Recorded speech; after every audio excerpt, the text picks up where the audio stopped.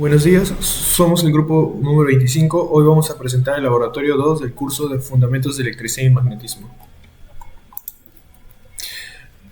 El laboratorio 2 consta de tres experimentos. Este sería el objetivo número uno del experimento uno de fuerza magnética en un conductor. Estos serían los resultados del experimento uno. Luego, objetivos 2 del experimento 2, inducción electromagnética en una bobina. Y estos serían los resultados obtenidos. Por último, objetivos 3, que sería del lanzador de anillos. Y estos serían los resultados obtenidos del lanzador, bueno, del experimento 3. Y esta sería la hoja firmada del laboratorio. Bueno, ahora seguimos con los cuestionarios de cada experimento. Bueno, prosiguiendo con los cuestionarios, experimento número uno, que es fuerza magnética en un conductor. La primera pregunta, ¿qué sucede con la fuerza magnética si se invierte el sentido de la corriente? Pues cuando se invierte la corriente también se invierte la dirección del vector que representa el conductor. Como la fuerza magnética depende del producto vectorial, que es fuerza es igual a la corriente por la longitud por el campo magnético, esto hace que la fuerza cambie de dirección. También se observó en la experiencia, ya que cuando usamos corriente positivas, pues en la balanza se veía una mayor masa y cuando usamos corriente negativa se veía que una menor masa en la balanza.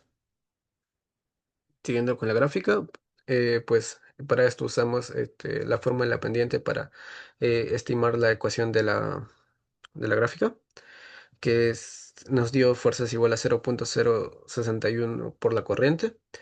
Esto confirma que la fuerza magnética es proporcional a la corriente, ya que la longitud del conductor y el campo magnético eran constantes. Como se observa, eh, la gráfica es lineal.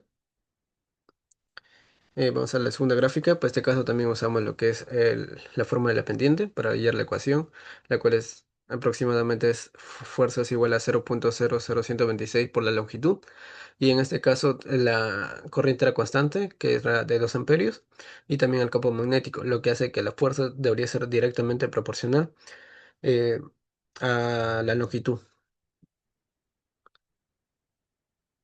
En la cuarta pregunta, pues es obtener los valores de campo magnéticos de ambos casos y ver si son similares. Bueno, ya con las ecuaciones halladas anteriormente, lo único que vamos a hacer son reemplazar los datos reales para hallar el campo magnético. En este caso, el campo magnético que pues es de fuerza por la corriente era de 0,0726 Tesla.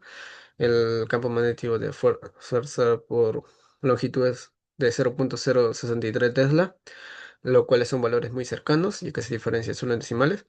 Y sí deberían ser similares, ya que el campo magnético del imán es constante en todo el experimento. El código Python, pues el código Python es lo mismo para ambos casos, lo único que varía son las matrices que contienen los datos reales de cada caso. Pero bueno, para ajustar la recta hemos usado la función de np.police y para generar la gráfica hemos usado el matplotlib. Eh, Esto agarra ambas matrices y grafica. Y bueno, en conclusión, pues el experimento confirma que la fuerza magnética es proporcional a la corriente y a la longitud del conductor, y al invertir la corriente la fuerza cambia de dirección. Los valores del campo magnético obtenidos fueron similares, lo que valida la teoría y la precisión del experimento. Muchas gracias. Ahora presentaré el análisis y las conclusiones del experimento 2, inducción electromagnética en una bobina. Iniciamos con la primera pregunta. La respuesta se basa en la ley de inducción de Faraday.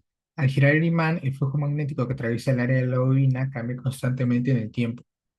La ley de Faraday, descrita por la ecuación que vemos en pantalla, establece que esta variación de flujo induce una FEM, la cual genera la corriente que medimos en el circuito. En esta segunda pregunta, la velocidad de giro afecta a dos características clave. La primera es la amplitud. La fase inducida es proporcional a la rapidez con que cambia el flujo. Por lo tanto, una mayor velocidad de giro genera una fase más grande y, según la ley de Ohm, la cual vemos en pantalla, una corriente de mayor amplitud. La segunda característica es la frecuencia. Una mayor velocidad de giro significa que los ciclos se completan en menos tiempo, lo que resulta en una frecuencia más alta en la señal de corriente. Para la tercera pregunta se nos pidió aproximar la corriente pico usando la ley de Faraday. En esta diapositiva presentamos los datos base que usaremos. El primer paso del cálculo fue determinar el campo magnético pico, el área de la bobina y la frecuencia angular a partir del periodo medido. Aquí se muestran las fórmulas utilizadas y los resultados obtenidos para cada uno. Con los datos anteriores calculamos la FEM pico teórica.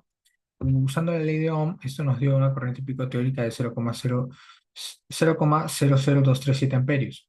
De forma paralela, calculamos la corriente pico directamente en nuestros datos experimentales. Para finalizar con esta pregunta, comparamos ambos valores calculando la diferencia porcentual, la cual fue aproximadamente 20,9%. Este resultado indica que el modelo simplificado ofrece una estimación razonable, pero no es completamente preciso. En esta cuarta pregunta, donde se nos pide usar programación para un análisis más detallado y hallar la función de corriente I a partir de los datos experimentales, vamos a usar el código que se ve en pantalla. El primer paso fue visualizar los datos brutos. El código de la derecha cargó los datos del archivo y generó este gráfico del campo magnético experimental en función del tiempo. Como podemos ver, obtuvimos una señal claramente oscilatoria, tal como se esperaba. A continuación, para crear un modelo matemático preciso, ajustamos una curva senoidal a los datos experimentales. El código de la derecha realizó este ajuste. Usando el modelo ajustado del campo magnético, aplicamos la ley de Faraday y la ley de Ohm para derivar la corriente teórica. El código de la derecha realiza este cálculo y genera el gráfico comparativo. Para concluir, el experimento nos permitió validar exitosamente la ley de Faraday. La prueba principal fue la excelente concordancia en amplitud, frecuencia y fase entre la corriente teórica y la experimental, demostrada en el análisis de la pregunta 4. Además, confirmamos que las características de la corriente reflejan directamente el movimiento del imán y efectos reales como la fricción. Bueno, hablaremos un poco sobre el funcionamiento del lanzador de anillos. El lanzador de anillos es un pequeño dispositivo que utiliza una bobina por donde pasa corriente alterna. Esta corriente genera un campo magnético que cambia constantemente. Cuando colocamos un anillo metálico sobre la bobina, ese campo variable induce una corriente en el anillo. De acuerdo con la ley de Lenz, la corriente inducida en el anillo genera un campo magnético propio, que se opone al campo original generado por la bobina. Esa posición entre campo crea una fuerza de repulsión como resultado del anillo es lanzado hacia arriba. Bueno, respondiendo al cuestionario número 1. En los anillos cerrados se induce una corriente que genera un campo opuesto al de la bobina. Esa posición es la que provoca que haya una repulsión, que lo lance. En el anillo partido no hay un circuito cerrado, por lo tanto, o se puede decir que no se induce corriente y no hay movimiento.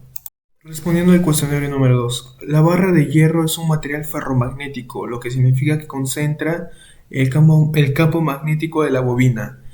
Eso aumenta el flujo magnético y la corriente inducida en el anillo, generando una repulsión más fuerte, por eso el anillo sube más alto y con más potencia. Respondiendo al cuestionario número 3.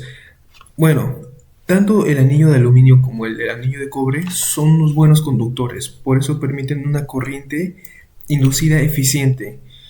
Bueno, se puede decir que el cobre es un material más denso a comparación del aluminio, así que aunque conduzca bien, se lanza menos. En cambio, si un material no conduce bien, la corriente inducida es muy débil y el anillo no se lanzaría.